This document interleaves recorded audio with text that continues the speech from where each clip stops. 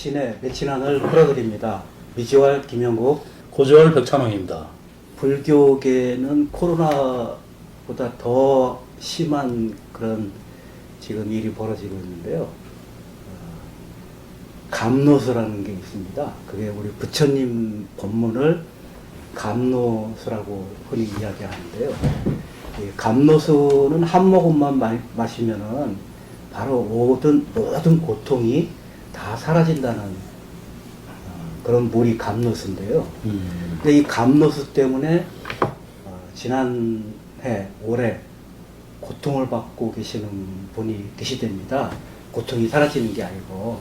그래서 오늘 그 감노수 때문에 고통을 받고 계신다는 대한불교 조계종 노동조합 지부장이신 심원석 지부장님을 모셔서 이야기를 들어보도록 하겠습니다.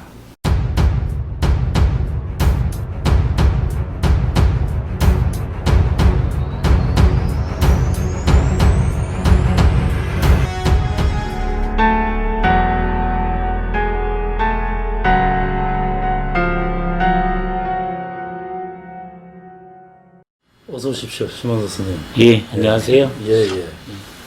그러시면 한번 자신을 한번 소개하는 시간을 잠깐 갖도록 해보겠습니다. 예, 저는 전국민주연합 노조 산하의 조계종 지부입니다. 그 지부장으로 있는 심원석입니다. 반갑습니다. 예, 반갑습니다. 근데 원래 조계종에는 노조가 없었나요? 예, 조계종에는 실제 조계종 전체대를 대표하는 노조는 처음이고요. 예. 한 1년 반 정도 전에 만들어진 게 처음입니다. 근데 이렇게 좀 만들어진 계기가 그러니까 없었는데 어쨌든 만들어진다는 건 사실 굉장히 쉽지 않은 일일 텐데 어떤 계기로 만드시게 되셨어요? 그 전부터 사실은 조계종 노조에 대해서 한 2번 정도 네. 노조를 만들기 위한 노력이 있었는데요. 2000년도하고 2000년도에 이게 조계종 직원들이 이게 자체적으로 그동안 했던 이게 내부적인 문제에 대해서 조계종 직원들이 종문이라고 합니다. 예. 종문들이 자기 목소리를 내기 위한 그런 어떤 조직체가 없었는데요. 그때 2000년대에 처음 한번 시도했다가 그때 좀 내부적으로 좀 여러 가지 다른 의견도 있어가지고 중단됐고요. 또 한 번 있었어요. 2번째도 있다가 이제 3번째 사실은 만들어진 계기는 잘 아시겠지만은 설정 스님이라고 있습니다. 한 2, 3년 전에 설정 스님이 총무원장으로 이렇게 있을 때 어떤 문제들이 계속 PD 수첩을 통해서 문제가 나왔고, 그런 문제에 대해서 조계종 총무원은 어떤 책임지는 모습을 보다는 그런 문제를 계속 덮고 근본적인 대책을 세우지 않는 속에서 조계종 총무원들이 할 수 있는 일이라고는 그런 밖에서 시민단체에서 조계종이 책임지라는 모습에 대해서 아무런 대책을 세우지 못하고 총무원 청사를 지킨다거나 그런 좀 내부적인 힘든 상황 속에 있었습니다. 그래서 이래서는 안 되겠다. 그래서 조계종 총무원들도 이런 문제 설정 스님 비록 그 당시에는 총무원장이지만은 대통령이 문제가 있으면 대통령 문제를 제기하듯이 조계종 내부의 문제에 대해서도 조계종 총무원들이 책임지는 모습을 보여주라라는 입장을 처음으로 그때 입장문을 냈고요. 그것이 하나 계기가 돼가지고 이제는 조계종 내부의 어떤 문제들에 대해서도 특히 스님들 또 총무원장을 비롯한 그런 문제에 대해서도 조계종 총무원들이 어떤 목소리를 낼 수 있는 조직이 필요하다. 그러면서 조계종 노조가 생기게 됐습니다. 그게 우리 방송 보시는 분들은 참 잘 모르시는 분들이 많을 것 같은데요. 대한불교 조계종 총무원장이면은 불교계에서는 대통령급이죠. 대통령급인데 총무원장의 문제점이 첫 번째가 허위학력. 서울대를 나오지 않았는데 서울대를 나왔다고 본인이 홍보도 하고 책까지 냈어요. 그 책에도 뭐 서울대 시절 해갖고 무려 3페이지나 그랬었고, 두 번째는 그 재산이 거의 100억대 이상의 재산이 있다. 원래 스님은 재산이 개인 재산을 가질 수가 없죠. 그 다음에 공식적으로 그게 확인된 건 아니지만 숨겨놓은 그 딸이 있다. 그런 문제였었죠. 그래서 그런 부분, 결국 조계종에서는 그 부분을 공식적으로 인정을 하지 않았지만 그게 문제가 된다고 해서 그 설정 스님을 총무원장에서 그 개출시켰죠. 물러나시게. 네. 물론, 그러니까 본인 스스로 물러난 게 아니고, 거의 뭐 강제로 개출시킨 거나 마찬가지죠. 예. 궁금한 거는, 뭐, 본격적인 얘기 들어가기 전에, 네. 종교단체에 근무하는 사람들도 이 노동조합이 필요한가, 이런 얘기들을 많이 하는 것 같아요. 그 부분에 관해서. 종교단체에 근무하시는 분들은 일반 직장인들하고 어떻게 다른 게 있습니까? 조교단체 이 직원들도 일반 사회에 있는 직원, 아니면 직장인들하고 비슷하고요. 뭐 근무 형태라든가 급여나는 비슷합니다. 대신에 그 차이 나는 것은 일반 회사 같은 경우에는 그러한 일반 뭐 사회적으로 그 노동법의 보호를 받고 있는 상황이기 때문에 근무 시간도 좀 제한돼 있고 급여도 어느 정도 수준이 있는데, 이 종교단체의 좀 특징이라고 할 수가 있는 거는 그 급여는 좀 낮고 일은 많이 시키는 뭐 희생이나 봉사 이런 걸 좀 강조하고 있고요. 그러다 보니까 조계종 소속에 있는 직원들, 특히 이제 사찰에 근무하는 직원들 같은 경우에는 정말 최저임금에 굉장히 힘든 그런 일을 하면서도 대우는 받지 못하고, 또 수시로 이제 해고라든가 그런 그런 문제에 부닥치는 그런 이중의 어려움을 사실 겪고 있는 상황입니다. 그래서 그 속에서 노동조합이나 이런 것들의 필요성들이 계속 요구되고 있는 것이 또 현실이었습니다. 저도 뭐 개신교의 이제 뭐 본부, 개신교 이제 뭐 본부에서 잠깐 저는 이제 뭐 다른 운동체로서의 이제 근무를 했고, 다 보면 실제 이제 그런 일들이 있죠. 이게 종교에 무슨 뭐 노조가 필요하냐, 뭐 하나님의 뜻에 거기에 따라서 하면 일하면 되는 거고, 뭐 신지주의 기독교는 뭐 신지주의지 민주주의가 아니다, 뭐 이런 주장도 하고 하면서 노조를 만들면은 뭐 폐쇄를 하겠다, 뭐 여러 가지 많은 그 탄압을 하는 경우를 좀 지켜본 것 같아요. 그런 현상들이 좀 있죠. 그리고는 그러면서 이제 아까 말씀하신 대로 대우는 굉장히 열악하면서 또 봉사는 그 근무에 대해서는 아주 굉장히 그 노동 시간 이상으로 근로기준법 이상으로 시키는 경우도 있었고, 그 중에서도 이제 유명한 사건이 그 이랜드라고 하는 기업에서 벌어졌잖아요. 여기서 사주는 개신교인인데 직원들한테 뭐 반드시 뭐 기독교인이 아닌 경우는 뭐 기독교를 개종하는 거, 뭐 그다음에 또 예배를 또 뭐 항상 드리게 만든다든가 이렇게 하면서 그 직장을 하나의 그 종교 조직으로 좀 만들려고 하는 그런 현상도 있었던 것 같아요. 제가 이렇게 경험을 해보니까. 예. 이랜드 노동조합은 있었죠. 뭐 있었는데 뭐 거의 유명무실하고, 그러면서 이제 뭐 다양한 방법으로 뭐 이렇게 탈퇴를 시킨다든가 뭐 이런 현상들이 있었죠. 뭐 유명하죠. 실제로 뭐 사람들이 일반 우리 시민들이 궁금해할 텐데, 사찰에서 근무하시는 분들은 얼마를 받고 일을 어떤 식으로 해요? 보통 뭐 급여는 우리 최저임금 수준 정도로 좀 되고 있고요. 그리고 그 이하도 있습니다, 사실은. 근데 이제 근무 시간은 아침에 일찍 일을 해가지고 밤늦게까지 끝날 때까지 하고요. 어떤 휴가나 이런 거보다는 지금 많이 좋아진 게 그 일주일에 한 번 하루 쉬는 거, 그 정도가 좀 많이 좋아진 거예요. 그전에는 한 달에 한두 번 정도 쉬는 것이 뭐 통상적인 상황이고요. 조금씩 이렇게 좀 사회적인 그런 분위기가 달라지기 때문에 조금씩 나아지고 있지만 아직도 이렇게 일하는 시간이라든가 급여 조건이라든가 복지 이 체계에 대해서는 굉장히 열악한 상황이 사실이고요. 그래서 오랫동안 근무하는 그런 직원은 별로 없고 또 스님들의 바뀜도 수시로 해고되기 때문에 이런 고용상의 불안정에 계속 노출되는 게 사실입니다. 그것도 뭐 예를 들어서 이제 불교는 사찰의 직원들을 뭐라고 부르나요?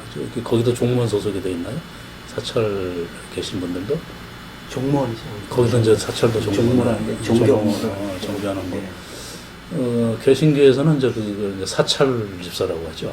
그래서 그분들도 뭐 거의 비슷한 현상이 돼 있어서 그러니까 교회 근처에 이제 뭐 사택이라고 하긴 하지만은 그냥 뭐 딸린 뭐 숙소가 비슷한 곳 이런 경우도 있고 물론 큰 교회는 좀 더 나은 조건이 있겠지만 그분들도 이제 뭐 역시 거의 그 종처럼 뭐 부림을 받고 그러면서 이제 늘 고용의 불안 속에 있고 뭐 또 고립돼 있다 보니까 노조를 만들기도 힘들고 뭐 그런 비슷한 경우를 좀 본 것 같습니다. 예, 예. 그러면 노조를 만들고 나서 어떤 뭐 탄압이라든가 이런 게 있었습니까? 그 뒤에? 예, 만들자마자 이제 바로 사실 탄압이 좀 시작은 됐고요. 네. 처음에 9월 20일 날, 그러니까 재작년이죠. 9월 20일 날 조계종 노조 지부가 이렇게 만들어지고 이제 기자회견을 했었는데 그 이후로 바로 이제 조계종 총무원에서 우리 조계종 종교단체에서는 노조는 불필요하다라는 공식적인 입장들을 대변을 통해서 발표를 했어요. 그리고 내부적으로도 이제 그런 노조 활동하는 사람들에 대해서 계속 뭐 이렇게 직접적인 아니지만은 간접적으로 뭐 그런 얘기를 많이 했고 그 속에서 노조원이라는 것 자체 이렇게 활동하는 거에 대해서 많은 제약도 있었고 좀 힘든 상황들 많이 겪었습니다. 그게 기록을 보니까 그 노조를 설립하고 나서 처음에는 종무원 조계종 행정부 차원에서 개최하는 게 아니고 직원들이 성명서를 내고 그랬더라고요. 직원들이. 그래서 처음에는 그 총무원의 간부 직원들, 그러니까 차장이나 팀장급들 직원들이 성명을 내고 또 그 다음에는 그 일반 직원들 56명인가 이렇게 성명을 냈던데 그 사람들은 노조를 별로 하고 싶지 않았던 모양이죠. 서로 상의가 없었으니까 처음 만들 때 그 일반 직원들하고. 전체 직원에 대해서 노조를 만들자 이거에 대해서는 전체는 아니었고요. 당시 상황들이 말씀드렸지만은 그 종단이 그 여러 가지 혼란 속에 있을 때 또 새로운 총무원장이 선출될 때 그때 이제 노조가 만들어졌고 좀 한 2달 정도의 준비 기간을 거쳐가지고 어떤 시작은 좀 뜻을 모은 사람들이 시작을 했기 때문에 전체는 아니지만은 어쨌든 그 종단 안에서 조계종이 좀 변화되고 좀 내부적인 문제들에 대해서 종무원들이 올바른 목소리를 낼 수 있는 그런 것에 이제 동의하는 분들은 다 만나서 얘기를 했고요. 그분들은 다 얘기 속에서 처음에 노조를 만들 때는 같이 참여했습니다. 다만 그 당시에도 그냥 그 노조 전체를 해서 종무원들이 참여하는 그런 노조에 대해서는 예전에 2번의 경험이 있었어요. 2번의 경험은 결국은 전체 종무원들이 노조 만드는 것을 동의하면서 가는 것은 불가능하다는 그런 경험 속에서 이번에는 정말 만들어야 된다는 그런 생각 속에서 어쨌든 종무원들을 한 절반 정도 만났습니다. 만나면서 그 속에서 바로 동의하는 분들 같이 참여해서 노조 만들게 생겼습니다. 아주 탁 까놓고 얘기하면 탄압이 예상됐기 때문에 그런 거 아니었었어요? 예, 탄압도 예견돼 있고 예전에 보면 노조 설립 신고서를 그 종로구청에 제출했었는데요. 그때 보면 종로구청은 특별한 이유도 없는데 그걸 반려했어요. 예를 들면 차장이라고 있는데 팀장, 차장이 있는 그 직책에 대해서는 노조원을 차별 권한이 없다. 그런 이상한 논리를 해서 반려시키고 조계종에서도 그걸 이유로 해서 계속 노조 안에 갈등을 일으켰던 거 있기 때문에 이번에 노조 만들 때는 옛날의 경험 속에서 그렇게 해서는 안 되겠구나 하면서 뜻을 같이 하는 사람끼리 만들기 시작했습니다. 그 종교단체에 노조가 필요 없다는 그 근거는 뭐예요? 그 직책에서 얘기하는? 그 논리는 종무원이다라는 거죠. 노동자가 아니고 종무원이고 종교단체에 있는 직원들은 봉사하는 개념이고 성직자와 함께하는, 그러니까 노동자는 아니다라고 하는 좀 굉장히 좀 이게 이해할 수 없는 그런 내용이었고요. 특히 이제 저희는 민주노총 산하였기 때문에 그 민주노총은 종교단체의 외부 세력이다. 왜 외부 세력의 산하에 노조에 들어갔느냐, 이 두 가지가 좀 노조에 반대하는 입장이었습니다. 옛날에 그 생각이 나네요. 그 교직원들, 선생님들이 이제 노조를 만들 때 어떻게 선생님이 노동자가 되냐, 노조원이 되냐, 이런 논리로 해서 사실 그 막았잖아요. 뭐 못하게 막았었고. 근데 어쨌든 근로를 하시는 분들, 노동을 하시는 분들인데, 그럼 월급을 주지 말든지 봉사하는 직책이라고 한다면 그런 면에서 좀 모순이 있네요. 네. 그게 제가 그 뵙기 전에 뭐 그 우리나라 헌법이라든지 노동조합법이라든지 이걸 좀 살펴봤는데요. 그리고 뭐 헌법에는 당연히 그 노동조합을 할 권리가 보장이 돼 있고 헌법 제33조에, 그리고 이 노동조합법에도 근로자의 정의가 근로자가 어떤 직종에 뭐 하는 일에 상관없이 그건 상관없죠. 예, 고정적인 월급을 받고 일을 하는 사람이면 다 근로자다 이렇게 돼 있는데, 그러면 대한불교 조계종에서 노조 반대하는 사람은 우리 헌법을 부정하시는 분들인가요? 그런 법적인 문제에 대해서는 이해하고 있는 것 같고요.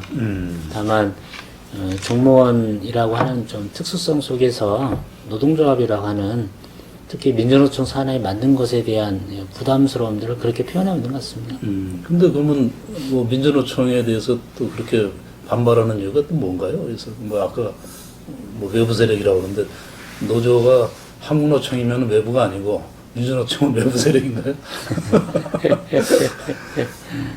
그게 그 이제 저희가 그 불교 개혁 운동을 제가 쭉 해왔었는데요. 그 불교 개혁 운동을 하면서 민노총하고 같이 연대를 해서 한 적이 있어요. 그래서 민노총에서 예. 저희 그 집회할 때 같이 연대도 하고 그런 그 기억 때문에 거기에 대한 반발 외부 세력이다. 예, 그렇게 생각하는구나. 지금 취하고 있는데요. 예. 그 실제 뭐 그렇게 따지면은 조계종도 지금 외부 세력하고 이 조계종 그 집행부도 외부 세력하고 일을 많이 하거든요. 뭐 종교인 협의회, 종단 협의회 활동도 하고. 네. 그 종교인 협의회는 뭐 개신교, 가톨릭, 다 들어있죠. 그다음에 뭐 저 민족 종교 다 들어가 분들도 다 있죠. 그 외부 세력하고 아주 그 열심히 일을 하는 게 이제 바로 조계종입니다. 근데 또 이제 그냥 노조만 만들었으면 뭐 나름대로 이제 뭐 그냥 넘어갈 수도 있었겠다 생각이 드는데, 특별히 또 미운털 박힌 게 뭐가 있었던 모양이죠. 뭐 폭로하시고 또 뜨거운 어떤 뭔가 두려워한다든가 싫어하는 뭔가를 또 하신 게 아닌가. 아까 뭐 말씀하신 감노수 사건이라고 뭐 그런 게 있었던 모양이죠. 예. 네. 사실 저희가 조계종 노조에서 그 감노수 그 고발건을 계결해서 조계종단 안에서 굉장히 뜨거운 감자가 됐고요. 가장 감노수에 대해서 한번 그 설명해 주세요. 일반 들으면 참 아까 말씀하신 게 감노 참 저도 한번 마시고 싶은데. 근데 뭐 감노수 하면 정말 좋은 의미죠. 네. 네, 감노수. 그 중생들이 괴롭고 힘들 때 그 네. 물을 마시면 그 낫는다고 치유가 된다고 하는 그런 감노수인데 이 저희가 지금 예전이죠 전전 그 총무원장인 그 자승 스님 그 당시에 자성 스님 이름도 그게 참 이름이 대단하시네요. 네.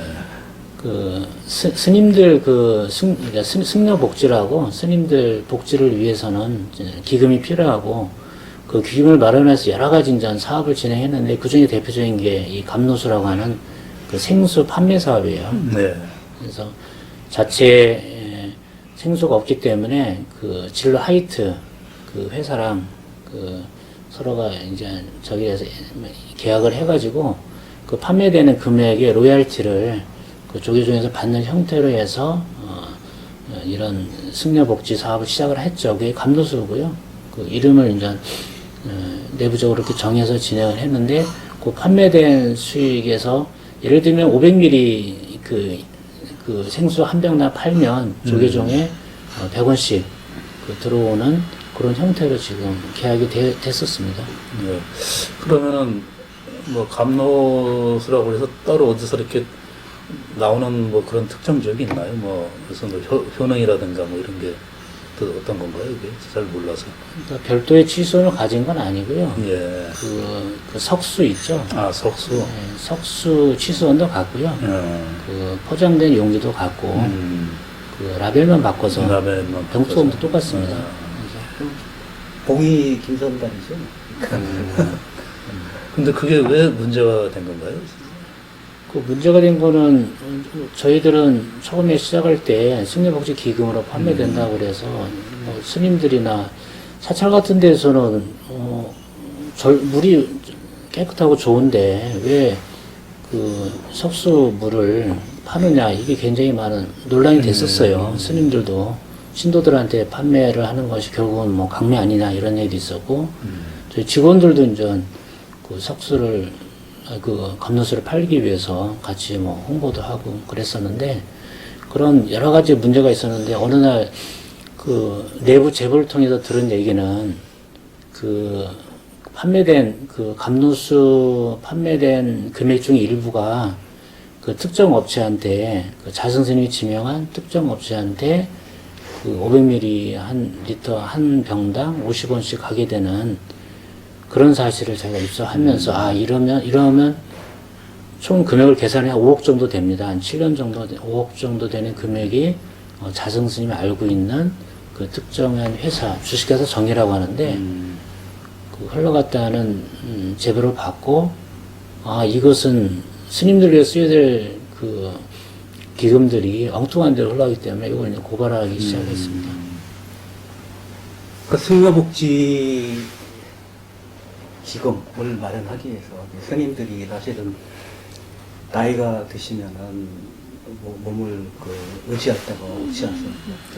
그런 스님들을 복지를 위해서 그 기금을 마련하기 위해서 어쨌든 뭐 봉이 김선달이긴 하지만은 그 물을 팔아서 이제 기금을 마련하기도 했는데 그게 알고 보니까 승려복지뿐만이 아니고 성형외과 원장의 복지를 위해서도 쓴 것 같아요. 지금 나온 결과를 제가 보니까 그래서 지금 그 성형외과 원장이 그 프로포폴 그 불법 투약 혐의로 지금 재판을 받고 있는데 거기 그 성형외과 직원이 증언을 했어요.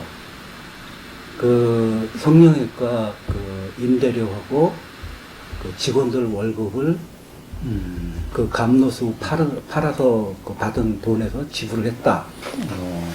그거 아니 스님들 위해서 써야 되는 돈이 예. 특정 업체로 간 데다가 예. 그 돈이 또 성형외과로 가서 예. 그 사람들 복지를 위해서 썼던 이런 얘기신가요? 그렇죠. 이거 좀 큰일이네요, 이거.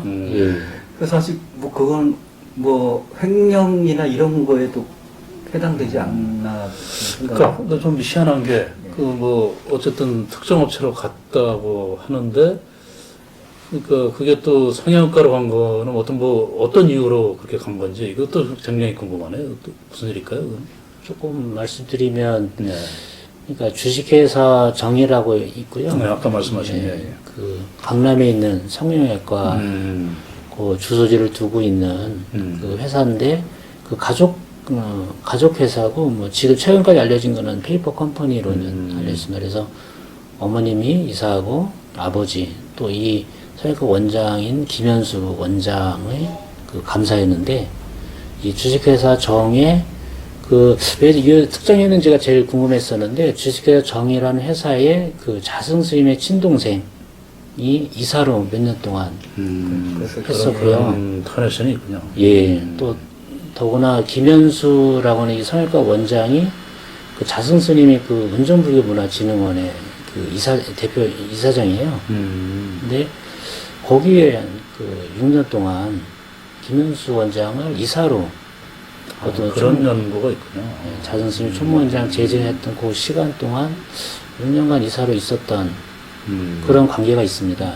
그래서 아마 이렇게 특정했던 것 같고 특별한 관계가 있었는데 그에 대한 걸 검찰에 조사했는데 검찰에 제대로 조사는 못한 것 같고요. 작년 12월에 그 이 김현수 원장이 저희 건이 아니고 그 애경그룹의 이제 최진석 대표라고 있는데 그 조사하는 과정에서 여기에 불법 프로포폴을 투약을 했다라고 하면서 구속된 거를 뒤늦게 들었습니다. 그분이 지금 법적인 사법 절차를 좀 받고 계신 그 건으로 해서. 예, 구속돼서 지금 지금 1심 재판을 받고 있고요.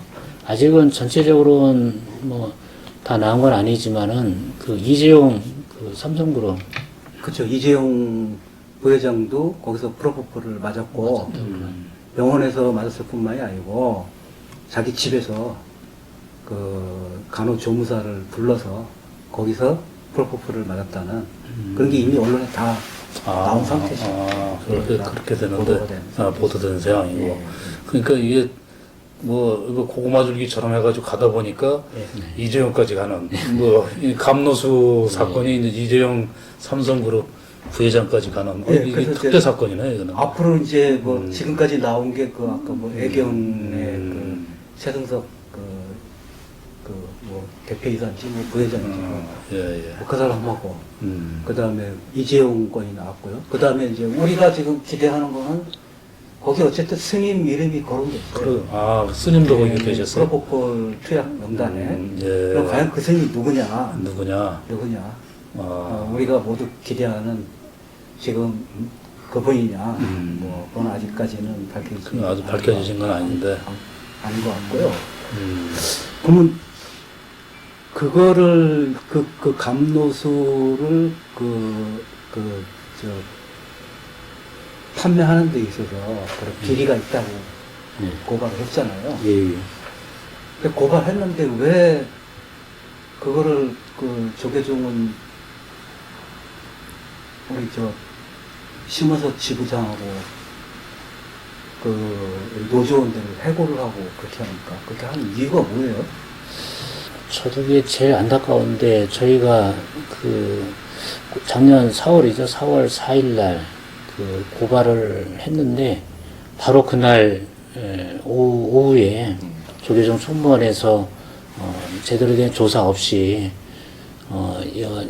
주식회사 정으로 이렇게 로열티가 간 거에 대해서는 아무런 문제가 없다. 그 조계종과 무관하고 하이트 진료에서 그쪽에서 관계된 것이지 아무런 문제가 없다. 이런 형태로 이제 내용을 해서 기자회견을 바로 하고 저희를 바로 대기 발령시켰어요. 그리고 바로 한 달 만에 해고시켰는데 그러니까 그 이후에도 지금도 그렇지만 그때도 이 감노수 고발에 대한 실체에 대해서 조계종에서 어쨌든 승려복지기구로 썼어야 될 돈들이 5억이나 되는 돈들이 다 갔으니까 당연히 조사를 하고 또 그거에 대해서 대책을 세웠어야 되는데 지금까지도 조사는 안 하고 있어요. 제가 좀 이해가 안 되는 거는 그러니까 그 돈이 이제 그러니까 잘못 쓰여진 거를 여기서 고발을 했고 고발했으면 잘했다고 칭찬해 줘야 되는 거 아닌가요? 그 돈이 왜 이미 총무원장 끝나신 분인데 그분에 대해서 뭐라고 문제 제기했다고 그 총무원에서 그거 가지고 노조원들을 칭찬해야 되는데 그렇죠. 그러니까 그 잘못된 거를 바로 잡으라고 한 조계종 건데. 내부의 그 문제점을 찾아서 그걸 그러니까. 바로 잡으려고 한 거예요. 바로 잡으려고 그 돈이 그렇게 잘못 쓰였으니까 돈을 우리한테 조계종에서 받아야 되는 거 아니야? 그 돈을 도로 환수를 하면 그게 그 말이야. 상여 복지금이 더 늘어나는 거예요. 늘어나는 건데. 그럼 그 표창장을 주고 글쎄 그걸 말이야, 이해가 안 다 되는데. 그 참, 그럼 뭐, 자성 스님한테 뭐, 여러 가지, 뭐, 좀, 저희들이 있나요? 뭐, 근데 여전히 뭐가 그게 조계종- 연결돼 있어서 그러신 건가요? 조계종의 상투적인 수법인 것 같아요. 조계종이 지금도 나눔의 집 문제가 불거지니까 조계종은 상관이 없다라고 아니, 근데 제가 알기로는 대한불교 조계종 복지법인 나눔의 집 이렇게 돼 있는 거 아닙니까? 원래? 그렇게 돼 있는 거잖아요. 그게 우리 조계종 종법에 법인법이라고 있어요. 예, 거기에 보면은 그 조계종과 관련된 모든 법인은 대한불교 조계종이라는 그 명칭을 반드시 넣어야 되고 또 그 법인의 이사를 3분의 2인가요? 3분의 1을 조계종 총무원장의 승인을 받아서 예. 임명을 하거나 바꿔야 됩니다. 그런 조항이 있어요. 그렇게 하지 않으면은 징계를 받거든요. 아, 예. 근데 그거를 조계종하고 무관하다 이렇게 원래 기업에서도 저기 51%가 되면 그 회사가 그 51% 갖고 있는 회사가 되는 건데 여기는 이사가 3분의 2가 되면은 그 완전 소속된 거 아닌가? 이건 뭐 저는 그것까지는 모르겠지만 근데 어쨌든 말씀드린 대로 칭찬해야 될 일들을 오히려 그런 식으로 한 거에 대해서 저는 참 이해가 잘 안 되는 부분입니다. 예. 그래서 해고가 혼자 되신 건 아니죠? 지금 해고된 지가 얼마 됐죠? 지금? 좀 1년쯤 됐는데요. 그때 이 감노수 고발건을 제보한 분이 실제 이 감노수 이제 생수 사업을 담당했던 그 도반 HC라는 회사가 있어요. 조계종 산하 조직이고요. 이 수익 사업을 전담하는 부서였는데 그 팀장인 그 임병철 그 팀장이 해고되고 또 저희는 고발을 민주연합 노조 명의를 했거든요. 그래서 지부장인 저도 같이 고발해서 두 명을 해고해서 저하고 임병철 그 팀장 2명이 그때 1년 전에 해고됐습니다. 나머지 2명은 그 당시에 검찰에서 기자회견을 했다는 이유로 해서 그 우리 노조 그 사무국장인 사무국장하고 홍보부장 그 두 분이 이제 정직을 당하는 그런 징계를 당했습니다. 그럼 그 뒤로 뭐 이렇게 저기를 하신 거죠? 이렇게 다시 원직복직 소송 뭐 그런 건 하신 거죠? 예, 그때 예. 바로 그 소송을 통해서 부당 해고다라는 소송을 진행했고요. 예, 예. 그 계속 1년 가까이 되면서 그 6월 달에 1심 판결을 좀 예정하고 있습니다. 그 올해. 네, 아, 다음 달에 예정하고 있습니다. 그럼 현재까지 그럼 1심 뭐 2심 뭐 하는 상황에서 어디까지 지금 진행이 되시는 거예요? 그러니까 1심은 아직 심리를 종결했고요. 예. 코로나도 연관이 돼서 좀 재판이 좀 연기됐습니다. 그러다 아니면 보니까 뭐 중앙노동위원회라든가 이런 데서 또 심판 청구는 안 하셨어요? 당시 저희는 민주연합 노조 그 소속에 네. 그 민주노총 산하의 법률원이 있는데요. 법률원 변호사님이 논의를 했었는데 지방노동위원회, 중앙노동위원회 신청하는 것은 종교단체의 특성상 소송까지 가기 때문에 네. 소송을 직접 하는 것이 낫지 않겠냐라는 그렇게 법률적인 해서 판단이 진행되시고 계시고 있었습니다. 그러면은 지금 그 해고 우리 신문섭 지부장 해고된 지부장님은 여기 지금 계시고 또 한 분은 지금 어떻게 하게 돼? 그분도 지금 그 소송 중에 있는 겁니까? 네, 같이 소송 중에 있고요. 저 같은 경우에는 해고되자마자 바로 이제 1080배를 했어요. 사실은 이게 불교적인 방식이다 그래서 시작을 한 건데 그것이 조계종단에 대한 문제는 조계종단 자체의 문제라기보다는 지금까지 종무원이라는 얘기를 했었지만은 이런 문제가 계속 누적될 때까지 저희가 역할을 제대로 못했던 거에 대한 자성과 성찰이 있었습니다. 예. 그거에 대한 책임을 지고 또 앞으로는 그러지 않을 그런 일이 발생하지 않도록 기원하는 의미에서 하루에 1080회를 100일 동안 진행을 했고요. 그래서 작년에 그렇게 진행을 하고 나서 다른 조합원들과 함께 지금은 그 조계사 주변에서 피켓을 들고 탑돌이도 하고 또 시위도 하고 있습니다. 그래서 지금 임병철 그 같이 해고된 임병철 팀장님도 지금 올해부터 해서 같이 그 피켓 시위하고 출근 인사 같이 참여하고 있습니다. 근데 뭐 조계종뿐만이 아니고 이 일반 사회에서도 그렇고 일반 기업에서도 심지어 뭐 공무원 사회도 그렇고 내부 비리를 제보하거나 고발을 하면은 사실 그 사람들에 대해서 어떤 뭐 칭찬을 하거나 잘했다고 도와주는 게 아니고 뭐 배신자다. 그리고 아예 그 주식사회에서 견뎌내지 못하도록 그런 움직임도 있는 것 같아요. 뭐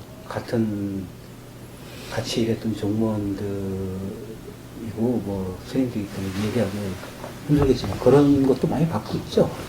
그렇죠.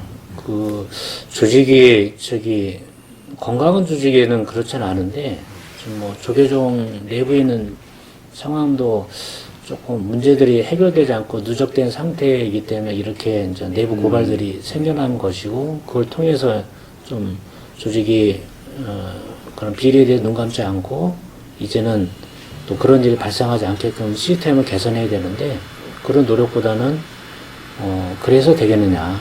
그래서 내부 문제를 내부에서 풀어야 된다라는 얘기를 계속 하지만은 지금까지 10년 이상 동안 내부 문제는 내부적으로 풀리지 못했거든요. 계속 쌓이면서 있었는데 그 고발했다는 이유로 해서 저를 포함해서 고발했던 사람들을 그러니까 정의롭거나 어떤 조계종에 대한 애정이나 그런 관점으로 보지 않고 거꾸로 내부적인 갈등이나 분란을 일으키는 그런 거라 식으로 얘기하는 경우가 종종 있습니다. 그것뿐만이 아니고 제가 듣기로는 그 조계종 총무원에서 지금 우리 민노총 조계종 지부에 맞서는 또 별도의 뭐 우리 바깥에서 이야기하는 뭐 어용 노조라고 볼 수 있는데 그 노조를 지금 설립을 했다면서요? 네. 그 출발은 저기 있어요. 원래 노조가 생기면 단체협약을 그 단체 교섭을 시작해서 단체협약 체결을 해야 되는데 계속 단체 교섭에 응하지 않으니까 지방노동위원회 단체 교섭에 대한 이행을 신청을 했어요. 그래서 지방노동위원회, 중앙노동위원회에서 거치면서 조계종단은 우리 노조랑 단체 교섭 이행하라라는 판결을 받았습니다. 근데 받았는데 그것에 대해서 이행하지 않게 되면 강제금융전, 이행 강제금이 계속 붙거든요. 그렇죠. 그래서 뭐 하루에 한 50만 원 정도의 소송을 바로 제기했는데 좀 그런 속에서 조계종단은 우리 노조가 아닌 단체 교섭 해야 되니까 이걸 피하기 위해서 복수를 만들었습니다. 그래서 그거는 뭐 숫자에 따라서 네. 저희가 달라지는 거죠. 교섭 위치가. 그렇죠. 예. 그럼 그쪽이 좀 더 많은 건가 보죠? 저희가 한 30명 됐고요. 예. 상대는 한 60명 정도 되니까요. 저희 단체 교섭권을 저희가 갖지 못하고 뺏겼습니다. 근데 이제 제가 뭐 본질적으로 좀 궁금한 거는 아까 이제 말씀하신 것처럼 그 이전에 노조를 만들려고 2번에 대한 좌절을 겪었고 그런 과정이 있는데 근데 이제 새로 좀 만들려고 할 때 사실 뭐 여러 가지 심적 부담도 있을 거고 실패 경험도 있고 그 다음에 분명히 어떻든 압박이 들어오고 뭐 심하면은 이제 뭐 탄압이라고 하는 이름으로 여러 가지 참 안 좋은 모습들이 나타날 텐데 그런 것들을 예상을 하셨죠? 근데 저는 사실 그렇게까지 예상을 못했어요. 예상을 못 하셨어요? 제가 그 이전에 있었던 2000년도, 2005년도 노조를 만들 때 예. 그때 제가 참여를 안 했어요. 좀 일이 있어가지고 노조 참여를 안 하고 있는 상태이기 때문에 그 체감을 하지 못했던 것 같고요. 이렇게 심하게 하리라고는 생각을 못했던 것 같습니다. 그래서 저도 뭐 제가 원하기보다는 좀 노조 지부장을 맡아달라고 후배들이 얘기하니까 뭐 선배로서 당연히 해야 되는 거 아니냐 그래서 크게 생각보다는 좀 고민을 했는데 이렇게 심하게 될 줄은 몰랐거든요. 해고까지 할 줄 모르셨구나. 해고는 아예 생각도 못했습니다. 몇 년 일하셨어요? 한 20년 됐습니다. 20년 되셨고, 그러면 뭐, 그 전에 어떤 상황들도 아시는 상황인데, 그건, 그리고 뭐, 노조를 만들었는데 또 복수 노조까지 만들어서 이렇게 하고, 그러니까, 뭐, 흔히 얘기하는 예전에 뭐 70년대부터 쭉 내려오는 한국 그 노동운동사에서 보면, 회사들이 하는, 일반 회사들이 했던 그런, 표현하자면 좀 악랄한 행동들을 지금 그 신성하다고 하는 종교 조직에서 그렇게 하고 있다는 거 보니까 참 여러 가지로 안타깝네요. 그래서 노조를 탄압을 하고 자신들의 비리를 감추기 위해서 결국은 같은 다른 노조를 만들어서 그렇게 지금 그런 작태를 벌이고 있는 거죠. 오히려 말씀은 그러니까 당신들이 얘기하시는 것처럼 그런 신성하고 성스러운 조직이면 오히려 그 부분에 대해서 좀 포용을 하면서 그러면서 오히려 대화를 하고 그러면서 뭐가 문제인지 뭐 이렇게 가는 게 원래 주장하시는 게 그렇다 한다면 그렇게 가야 되는데 옛날에 못된 그 노조 탄압했던데 못된 모습들을 그대로 보여주는 거 보니까 제가 좀 한탄스럽네요. 여러 가지 면에서. 그러면서 지금 그 총무원 측 사용자죠. 대화를 하신 적은 있으세요? 그쪽이 하고? 지금 총무원장 스님하고는 면담을 요청했는데 못했고요. 그 담당하고 있는 총무부장 스님하고 한 2번 정도 좀 면담이 있었어요. 그때도 그때도 만났을 때도 얘기하는 거는 그 어쨌든 단체 교섭을 요구했었는데 단체 교섭에 대해서는 좀 부정적인 그런 게 있었고요. 또 우리 해고 문제에 대해서도 좀 어떤 긍정적으로 뭔가 진행하려고 하는 그런 의지는 아직 보이지는 않았습니다. 또 특별히 이렇게까지 한 이유가, 그러니까, 이렇게, 그 배우의 어떤 분, 그러니까 총무원만 뭐 또 했으면 모르겠는데, 그 외에 뭐 다른 이유가 더 있을까요? 아까 감노수건이 가장 큰 거라고 보십니까? 어떻게 보시는데요? 감노수건 하나의 상징적인 건이고요. 사실은 조계종단이 이 처해 있는 가장 큰 어려움은 그때가 이제 자승스님이 2009년도에서 2017년까지 2번에 걸쳐가지고 총무원장을 했었는데 그때 시기가 대통령의 이명박 박근혜 정부 시절이에요. 예. 그래서 묘하게 겹치는데 그 당시에는 어떤 국민들에게 민주적인 요구나 상식적인 요구라기보다는 일방적이고 과거 좀 이렇게 그런 방식으로 이게 정부가 이게 운영됐듯이 조계종단 안에서도 그런 다양한 의견들이나 민주적으로 운영되기보다는 가면 갈수록 통제하거나 일방적인 방식으로 조계종단이 운영되고요. 특히 제일 큰 거는 스님들의 어떤 이렇게 비리가 있거나 문제가 있을 때 그걸 조사해서 내부적으로 징계하는 절차가 있는데 그게 문제가 많은데도 그것이 친한 관계면 처벌을 아주 손범망이 처벌을 하고 문제는 별로 없는데 반대편에 있다고 그러면 아주 중징계를 해버리는 그런 사건들이 쭉 이어져 왔고요. 언론도 그렇습니다. 언론도 좀 비판적인 입장을 내면 해종 언론이다. 그래서 조계종의 후원 자체를 막아버리는 그런 일이 있었고 스님들도 그렇지만은 종무원들도 비판적인 입장을 내게 되면 그것을 이제 못하게 하는 이런 것들이 계속 누적되는 상황에서 이거 외에도 굉장히 감노수 전에도 여러 가지 문제가 많이 있었습니다. 어떤 스님들을 폭행해서 그것을 병원에 입원시키는 사건이 있었고, 예, 그것도 방송에서 본 것 같아요. 네, 또 방송에서 나왔지만은 어떤 해외 원정 도박건도 나왔고 여러 가지 문제들이 나왔는데도 이 문제 해결이 안 되는 상태에서 감노수 건은 그 중에 하나고요.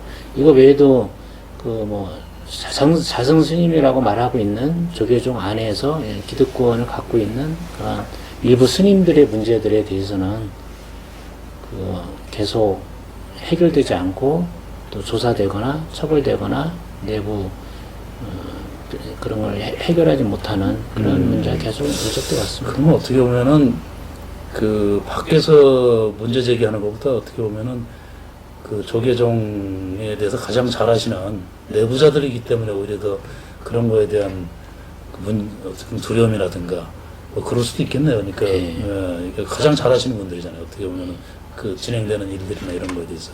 그래서 거기다가 그 노조라고 하는 것이 갖고 있는 또 여러 가지 단결력이라든가 뭐 이런 거를 봤을 때 그런 거에 대한 굉장한 어떻든 싫어하고 두려워하는 뭐 그런 것도 작용할 수도 있겠다는 생각이 들어요.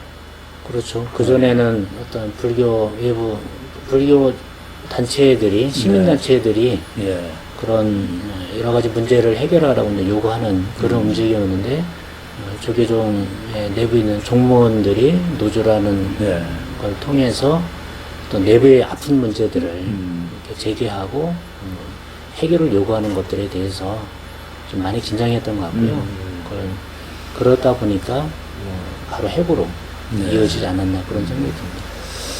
그러면 좀 경제적으로라든가 여러 참 어려움이 많으실 텐데 어떻게 생활은 어떻게 하십니까? 그래서 다행히 저기 민주노총은 다행인 게 해고 이렇게 좀 노조 활동으로 인해서 네. 해고가 되면 예. 그 생활지원금 형태로 그 기본급이 지원이 됩니다. 아. 그래서 이 문제가 해결될 때까지 지원은 되는데 문제는 뭐 그런 기본은 되겠지만은 저희도 뭐 가정이 있고 그러니까요. 예. 가정을 지키기 위한 생활이 있는데 예. 좀 빠듯하게 그렇게 지내고 있습니다.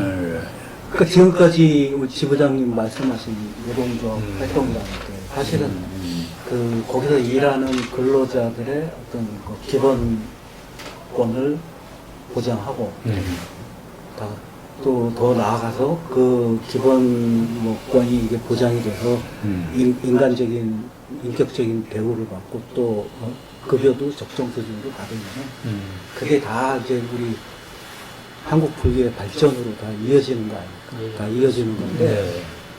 지금 우리 조계종 노조를 만들고 나서 그 조계종의 간부 스님들이 성명을 냈더라고요.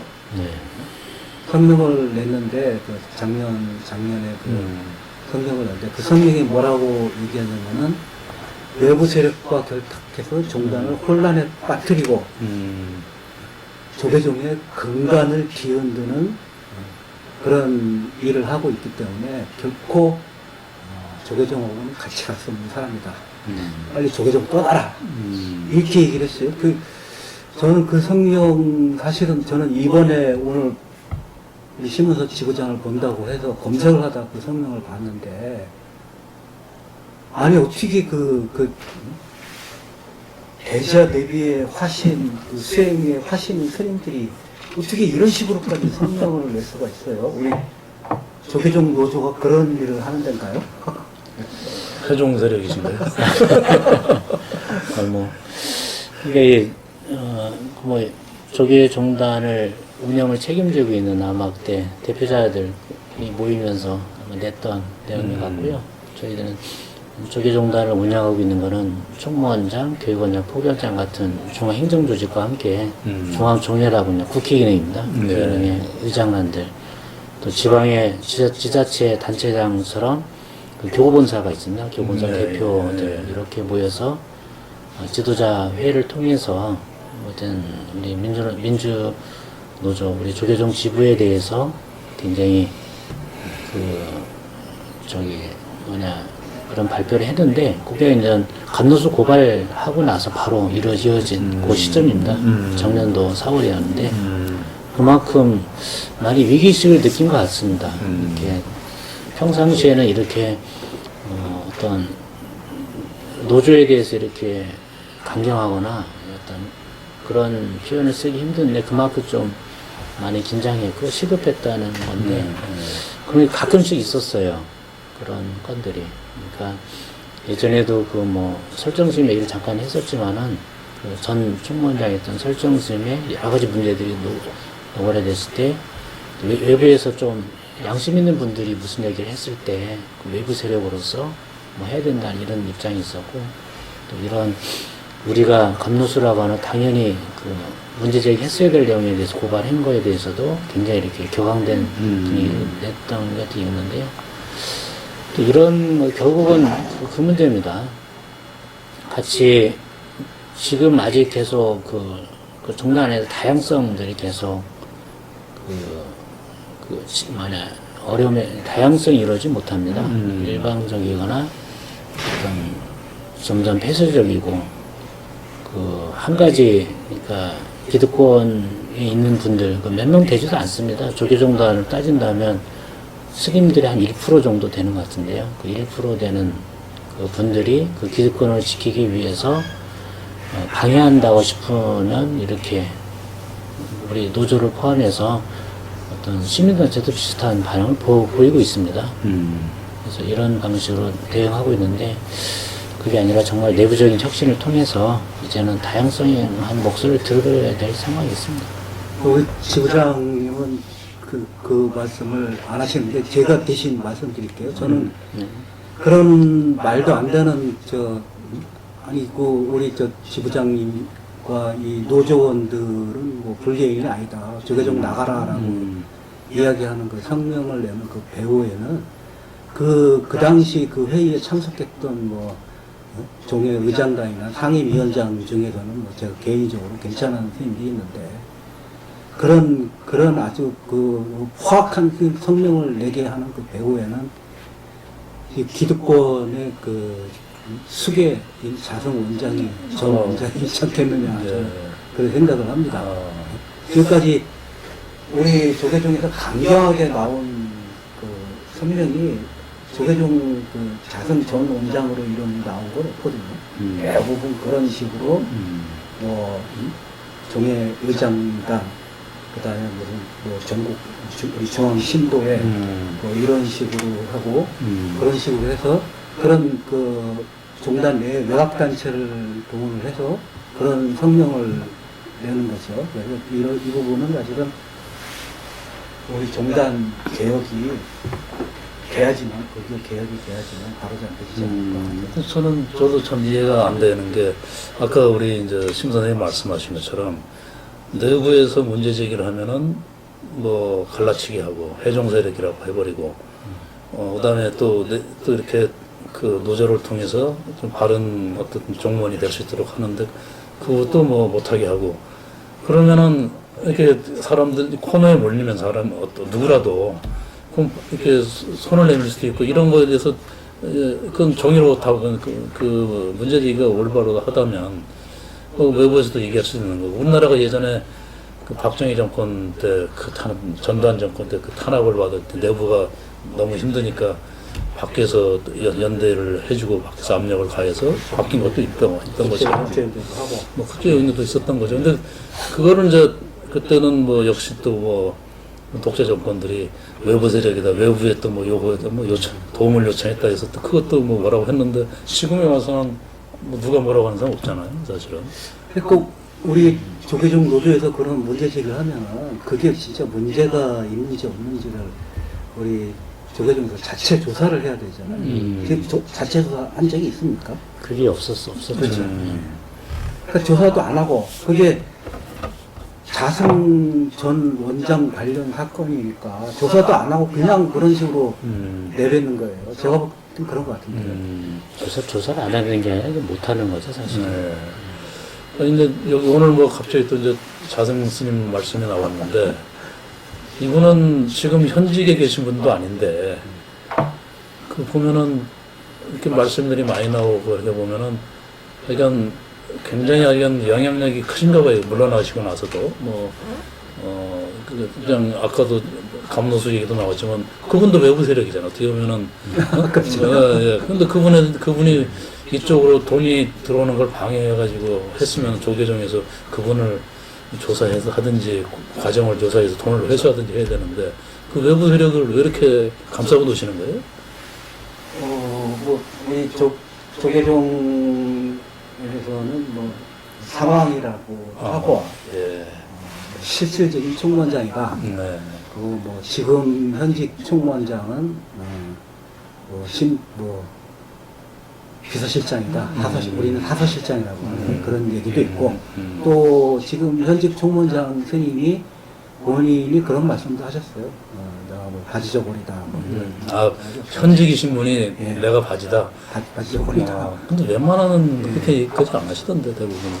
아무리 자기가 실제로 뭐 예, 예. 자승 전 원장으로 정점으로 하는 그 세력들이 아직도 조계종의 이렇게 막강하시군요. 어떤 이권과 예. 이런 걸 지금 잘 야, 근데 저는 뭐 그런 분은 한번 비결을 한번 배우고 싶네요. 야, 그 정도까지 장악을 하셨다니 그 대단하신 분이네요. 그거는 뭐 우리 별도의 시간을 가지고 나중에 한번 하시죠, 뭐. 걸로 하고 예, 예. 아무튼 뭐 아까 뭐 잠깐 말씀하셨는데 좀 더 결의를 좀 어떤 식으로 좀 더 하시겠다 뭐 이런 이게 한번 좀 우리 보시는 분들 위해서 희망의 말씀을 한번 해주시죠. 네. 예, 예. 저희 조계종 노조가 이게 생긴 이유는 네. 우리 조계종에 있는 모든 그 종무원들이 존중받고 또 노동의 가치가 인정되는 그래서 그 힘으로 해서 우리 조계종단이 발전하기 위해 우리 조계종 노조가 생겨난 이유고요. 네. 내부적인 어떤 비리나 문제가 있는 거에 대해서도 숨지기지 않고 또 주체적으로 종단의 발전의 한 주체가 될 수 있는 그런 것이 조계종 노조이기 때문에 아마 이러한 그 종무원들의 그 마음들은 거의 비슷한 것 같습니다. 네. 물론 현재는 그 노조에 가입하거나 직접적으로 참여하지 않는다 하더라도 항상 마음속에는 종무원으로서의 자부심과 긍지와 해야 될 소명의식이 있기 때문에 우리 조계종 노조는 그 힘들을 모아서 좀 더 조계종이 발전하고 결국은 이 한국 사회를 같이 변화시켜 나가는데 한 주체로서 같이 힘차게 노력하겠습니다. 네, 고맙습니다. 예. 예.